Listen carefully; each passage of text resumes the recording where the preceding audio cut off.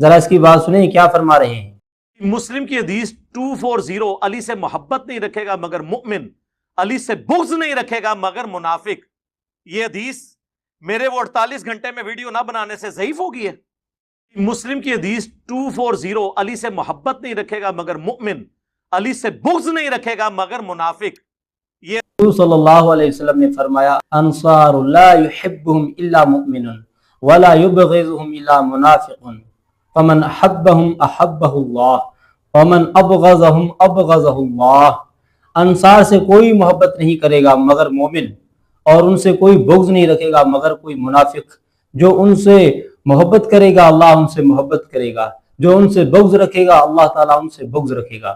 انہوں نے کہا کہ جو حضرت علی رضی اللہ تعالیٰ عنہ سے بغض رکھے گا تو اللہ علی سے مومن ہی محبت کر سکتا ہے، اور علی سے بغض منافق ہی رکھ سکتا ہے۔